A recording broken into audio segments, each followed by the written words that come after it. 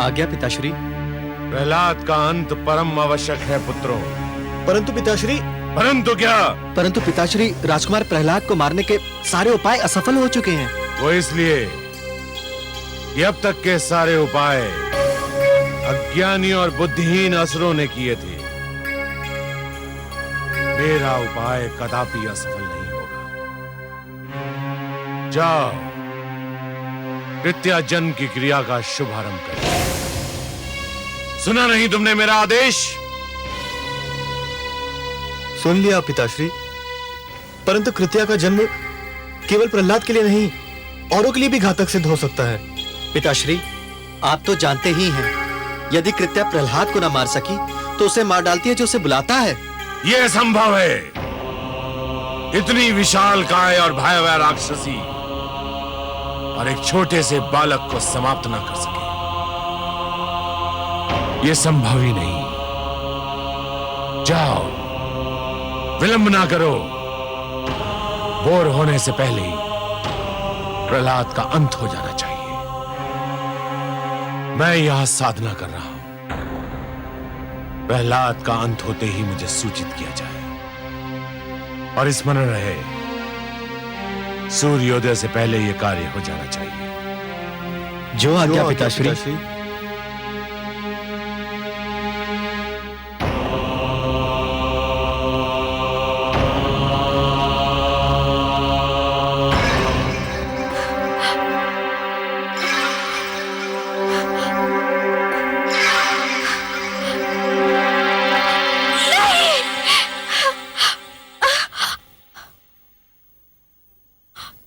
क्या हुआ महारानी? क्या आपने कोई भयानक सपना देख लिया? लगता है मेरे पुत्र के प्राण फिर संकट में है। आपका ध्यान राजकुमार में है, इसीलिए आप सोते में भी उन्हीं के विषय में सोच रही होंगी। राजकुमार तो गुरुकुल में है, भला वहां उनके प्राण को क्या संकट हो सकता है? पता नहीं, परंतु मैं बहुत व्याकुल हूँ। सो जाइए महारानी, उन्हें कुछ नहीं होगा। गुरुजन उनकी सुरक्षा का आश्वासन दे चुके हैं। हाँ, ठीक कह रही हो तुम। लगता है मैंने कोई भयानक स्वप्न देखा था।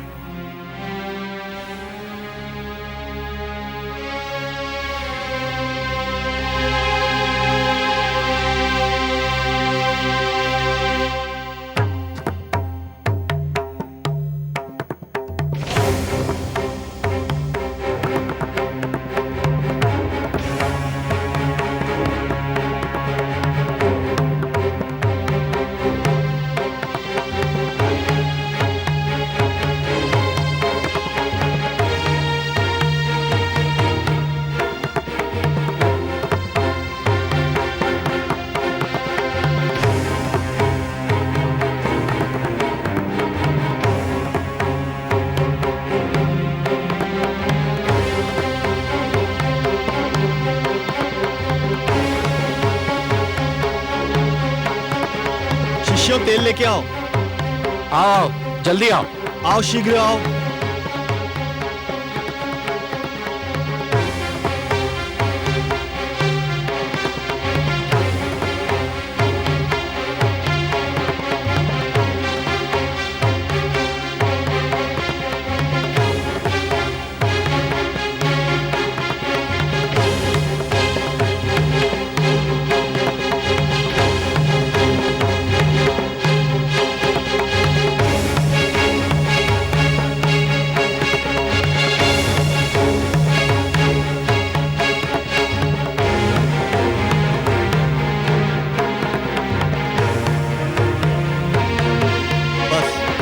अब और अधिक तेल की आवश्यकता नहीं है।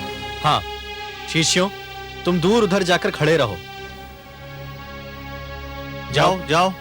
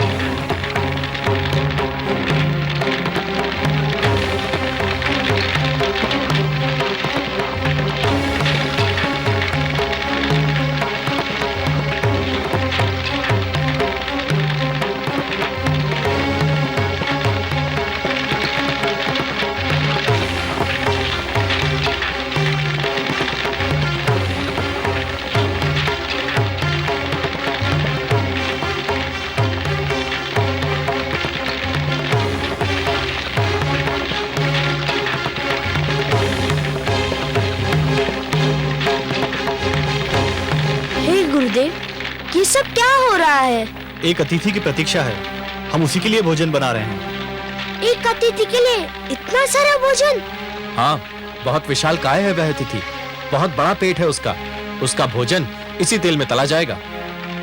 जाओ शिष्य, तुम अपना स्थान ग्रहण करो।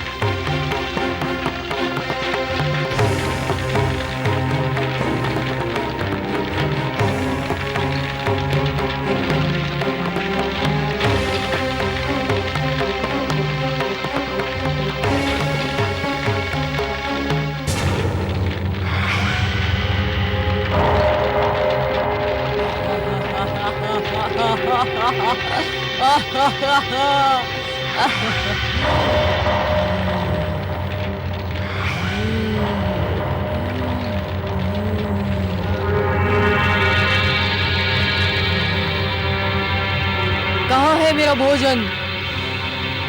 मेरा भोजन कहाँ है?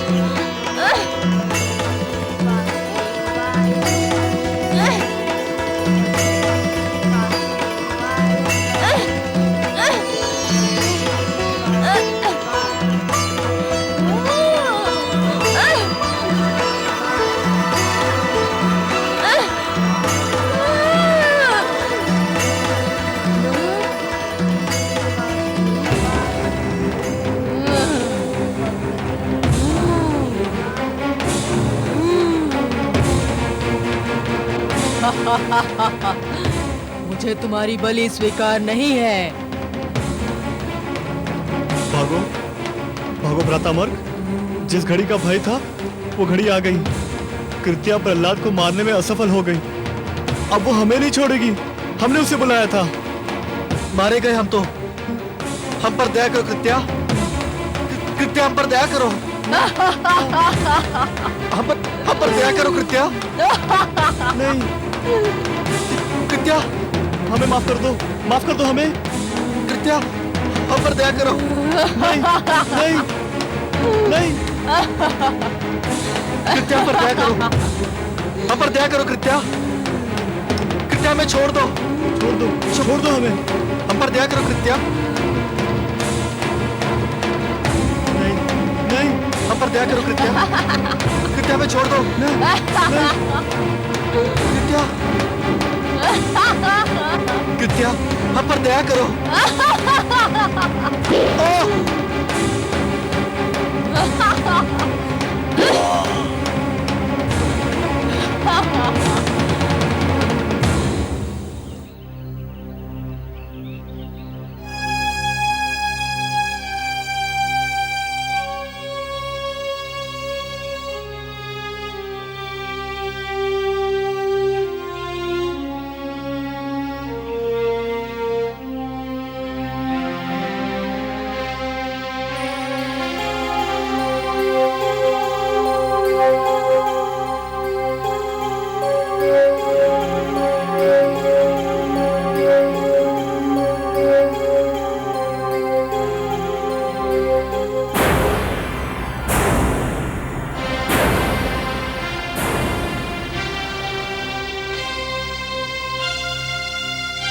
गुरुशान, गुरु मार्ग।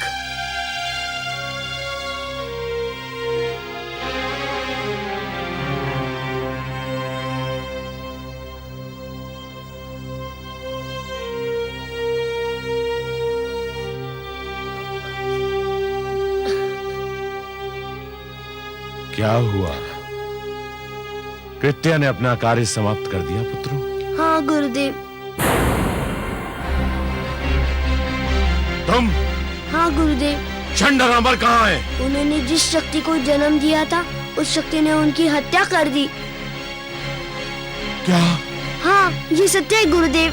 नहीं नहीं, ये नहीं हो सकता है, ये संभव नहीं है। चंड, अमर, मेरे पुत्रों!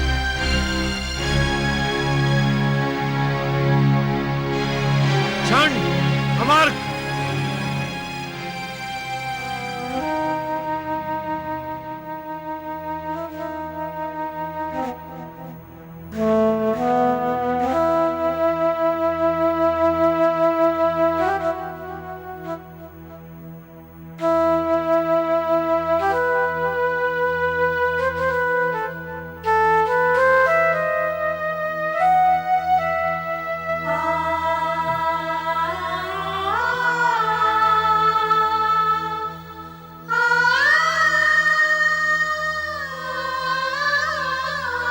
ये क्या हो गया मेरे पुत्रों?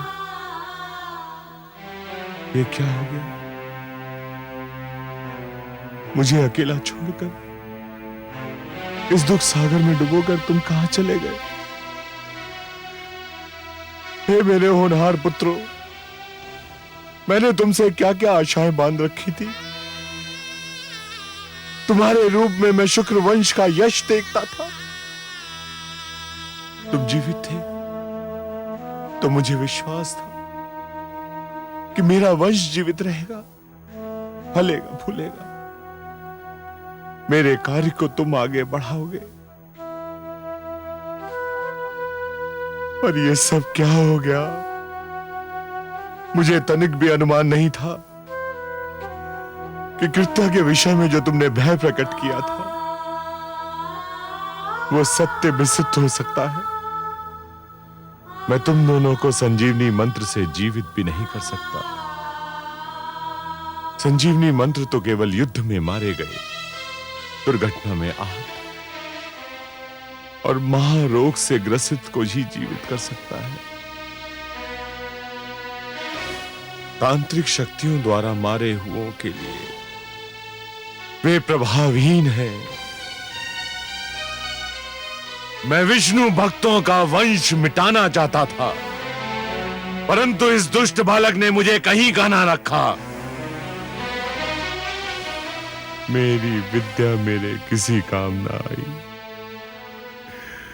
मेरी विद्या मेरे किसी काम ना आई।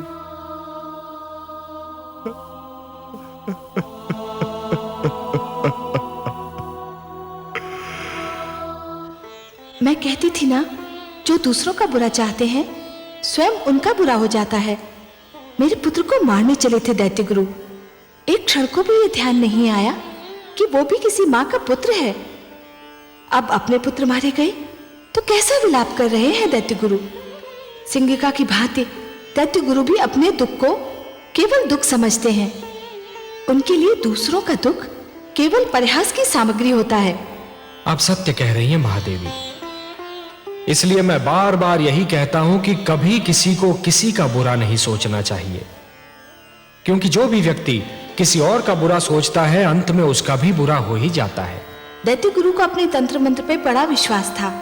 समझ रहे थे कि उनके तंत्र मंत्र से बड़ी कोई शक्ति है ही नहीं। यह उनका भ्रम है महादेवी, उनका भ्रम है। जो भी व्यक्ति ये समझते हैं कि यह तंत्र मंत्र, ये सर्वनाश और अंधकार की शक्तियां केवल किसी और को ही क्षति पहुंचा सकती हैं, तो वो उनका भ्रम है। सत्य तो यह है महादेवी कि जो ईश्वर के सच्चे भक्त होते हैं, जो स्वयं ईश्वर पर संपूर्ण विश्वास करते हैं, ये तंत्र मंत्र की शक्तियां उनका बाल भी नहीं बांका कर सकती।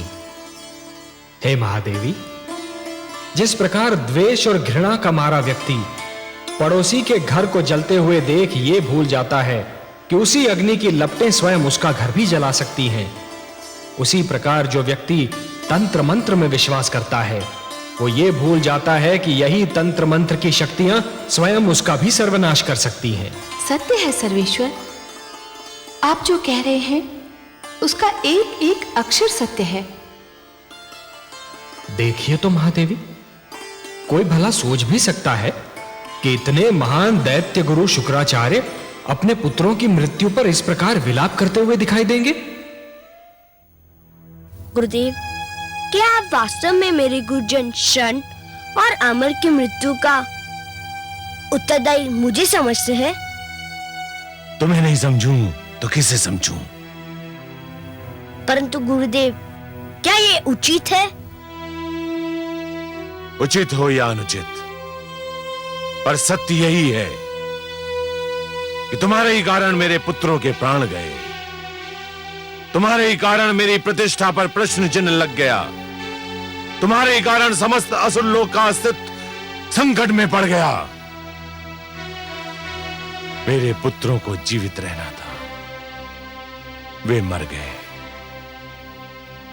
तुम्हें मर जाना था, तुम बच गए। गुरुदेव, यदि आप ये जानते हैं कि मैं बच गया, तो आप ये भी भली भांति जानते हैं कि मैं कैसे बच गया, किसने बचा लिया मुझे।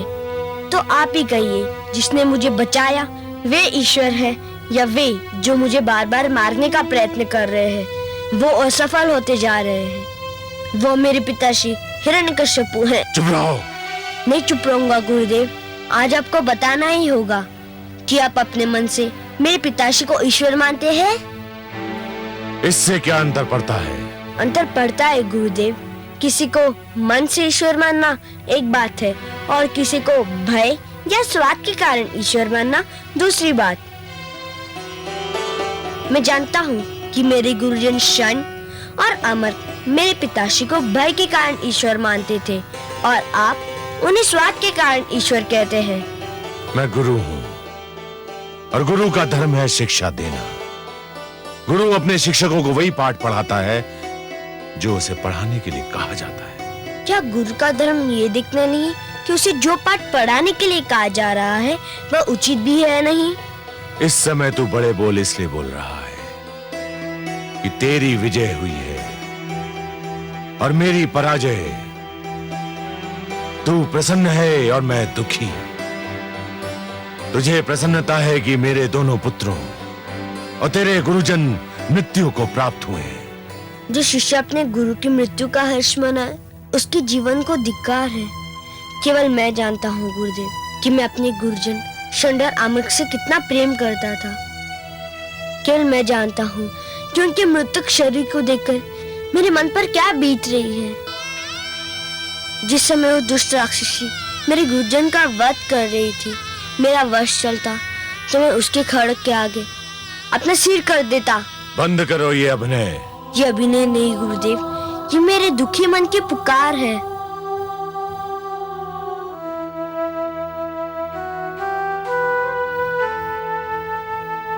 हे वासुदेव, हे पद्मनाभ, हे नीलकांत, हे विष्णु, यदि मेरी भक्ति में कोई खोट नहीं है, मेरी श्रद्धा में कोई मैल नहीं है, मेरी उपासना में कोई स्वार्थ नहीं है, मेरे गुरुजन को जीवन दान देकर मेरे माथे से ये कलंक मिटा दीजिए कि मैं अपने गुरुजन की मृत्यु का कारण हूँ।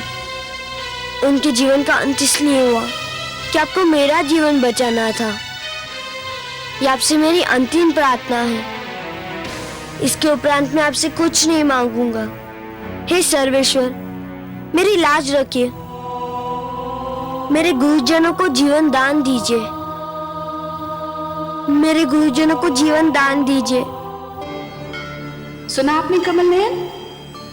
देखा मेरे पुत्र का भोलापन? लीजिए, अब उसकी अंतिम इच्छा भी पूरी कीजिए। बड़ा विचित्र है ये बालक भी, शत्रुओं के दुख पर भी यूं बिलख पड़ता है जैसे कि ये अपना दुख हो। महान है ये बालक महादेवी, महान है ये बालक। जब ये हंसता है तो सारा संसार इसके साथ हंसता है, पर जब ये रोता है तो अकेला ही रोता है। यदि रोने वाले के साथ कोई रो दे तो वो व्यक्ति श्रेष्ठ कहलाता है महादेवी, महान कहलाता है। दूसरों के दुख को अपना दुख तो केवल वही व्यक्ति समझ सकता है जिसका हृदय दर्पण की भांति स्वच्छ हो। पर ये कहने की आवश्यकता थी कि ये उसकी अंतिम इच्छा है और इसके उपरांत वो आपसे कभी कुछ नहीं मांगेगा? महादेवी, ये कहकर उसने स्वार्थी दैत्य गुरु शुक्राचार्य के सामने ये सिद्ध कर दिया है कि वो स्वयं कितना निस्वार्थी है। कभी अपने लिए कुछ नहीं मांगता, यदि हाथ पसारता भी है तो दूसरों के लिए। संभवतः आपका पुत्र भी यह समझता है कि मेरे भक्त मेरे वश में है, किंतु सत्य तो यह है महादेवी कि स्वयं मैं अपने भक्तों के वश में हूं। अपने प्रेम से, अपने विश्वास से, अपनी भक्ति से और अपनी श्रद्धा से मेरे सारे भक्त बार बार मुझे उनकी सहायता करने के लिए विवश करते रहे हैं और करते रहेंगे। और मुझे अपनी इस विवशता पर कितनी प्रसन्नता होती है, इसका मैं क्या वर्णन करूं महादेवी, इसका मैं क्या वर्णन करूं। मैं आपके इस पुत्र की प्रार्थना और मेरे इस भक्त की प्रार्थना को कैसे टाल सकता हूं महादेवी?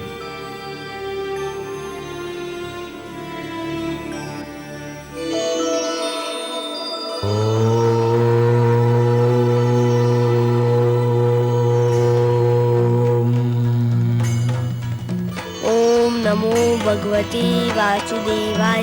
ओम नमो भगवते वासुदेवाय।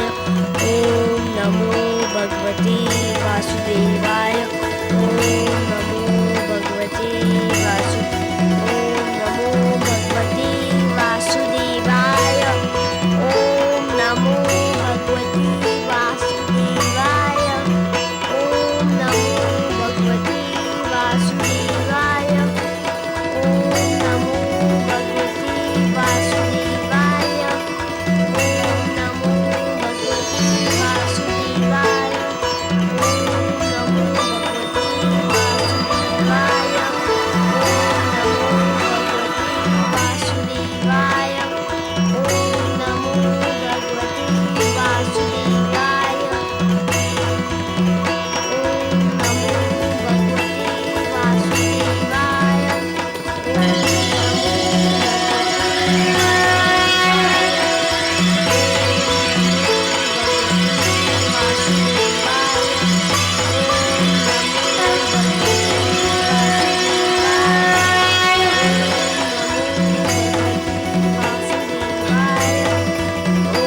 नमो भगवते वासुदेवाय। वासुदेवाय।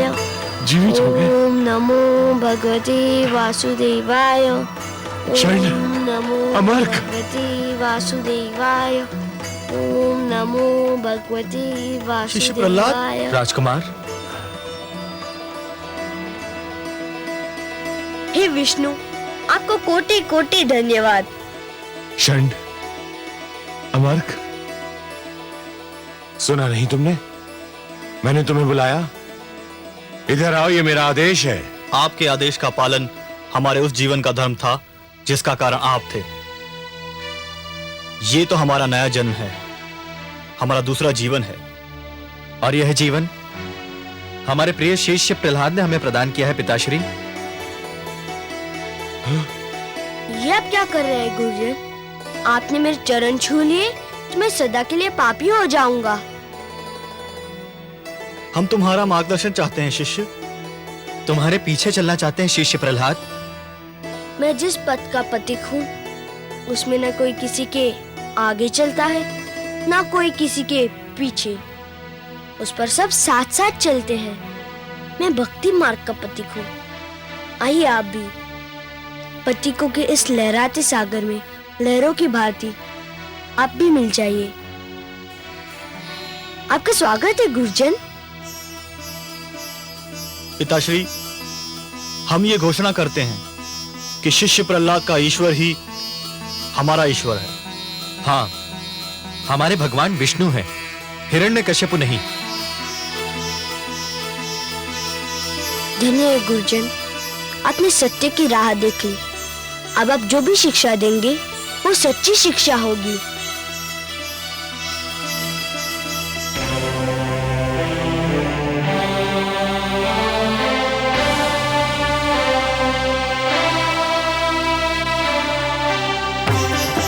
सावधान! कामरूप नरेश महाराज विप्रचित्ति और राजकुमार आह्लाद पधार रहे हैं।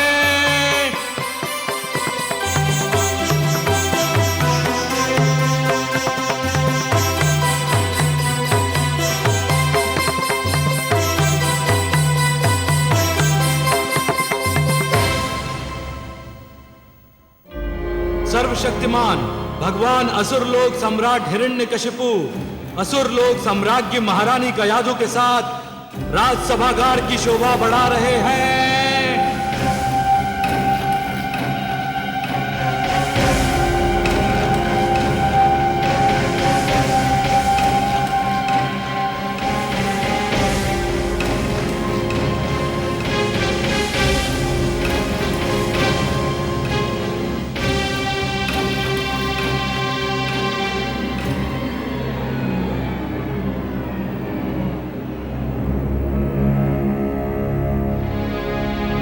असुरलोक वासियों, मेरे प्रियजनों, आज शुभ दिन है, अत्यंत शुभ दिन। एक राजा का धर्म होता है कि वो अपनी प्रजा को योग्य उत्तराधिकारी दे। आज मैं एक घोषणा करूंगा। अब सबके सम्मुख एक ऐसे रहस्य को खोलूंगा जिस पर आज तक पर्दा था। वो घोषणा है कि मैं भगवान हिरण्यकशिपु राजकुमार आह्लाद को अपना युवराज और अपने सिंहासन का उत्तराधिकारी नियुक्त करता हूं।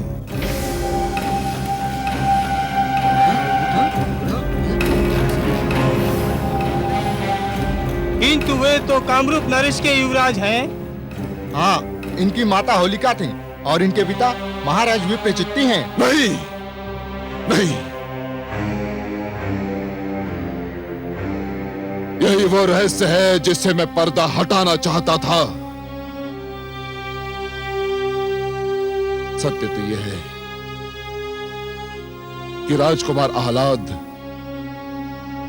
मेरा ज्येष्ठ पुत्र है। इसे मैंने और महारानी कयाधु ने मेरी बहन सिंगिका की गोद में डाल दिया था। यह सत्य कोई नहीं जानता। आज मैं वास्तविक अधिकारी को उसका अधिकार दे रहा हूं। आज मैं राजकुमार आह्लाद को अपना युवराज घोषित करता हूं। युवराज आह्लाद की जय! युवराज आह्लाद की जय! युवराज आह्लाद की जय! युवराज आह्लाद की जय! युवराज आह्लाद की जय! युवराज आह्लाद की जय! युवराज आह्लाद की जय! युवराज आह्लाद की जय! युवराज आह्लाद की जय! युवराज आह्लाद की जय! युवराज आह्लाद की जय! युवराज आह्लाद की जय! युवराज आह्लाद की जय! युवराज आह्लाद की जय! युवराज आह्लाद की जय!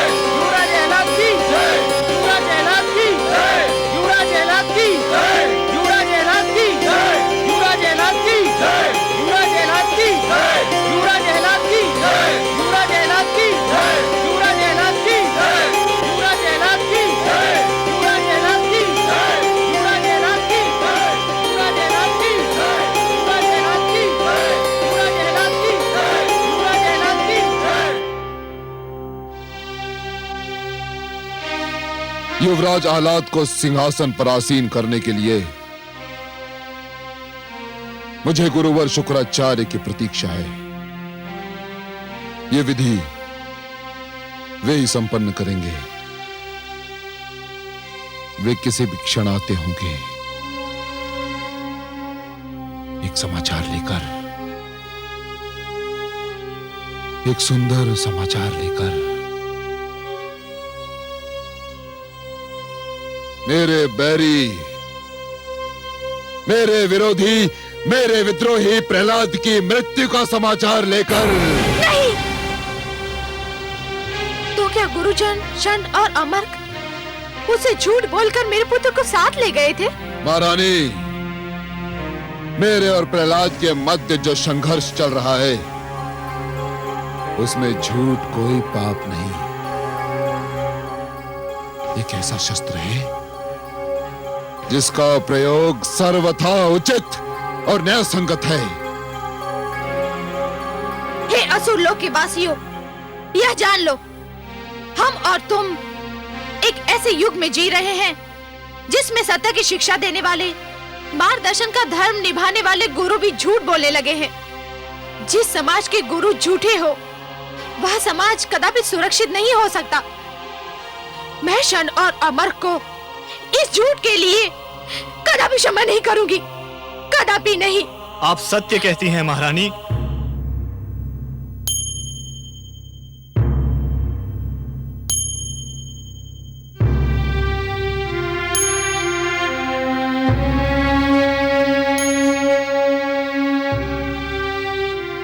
आप सत्य कहती हैं महारानी, हम क्षमा योग्य नहीं हैं। परंतु हमने आपसे झूठ बोलकर केवल अपने पिताश्री दैत्य गुरु शुक्राचार्य के आदेश का पालन किया था। नहीं!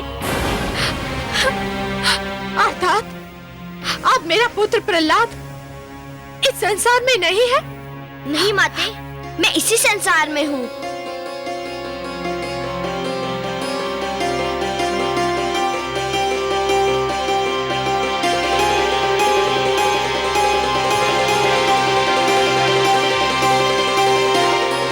आपका आशीष सदा मेरे साथ था, मुझे क्या हो सकता था?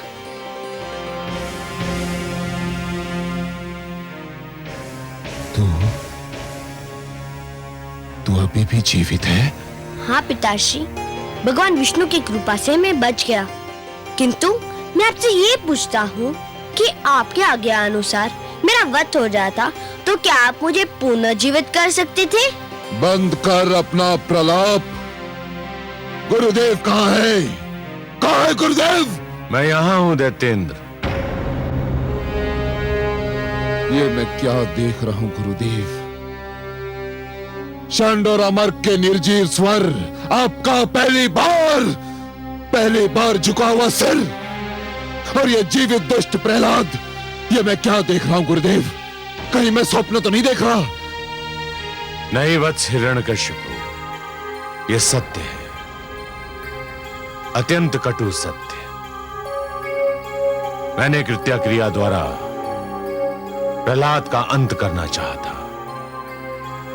परंतु राक्षसी कृत्या ने उल्टे मेरे दोनों पुत्रों षंड और अमर को मार डाला। किंतु ये दोनों तो जीवित हैं गुरुदेव, ये दोनों तो जीवित हैं। यही तो खेद और लज्जा का विषय है। मेरे दोनों पुत्रों का जीवन तुम्हारे विरोधी पुत्र प्रहलाद की दया का दान है। मेरी शक्ति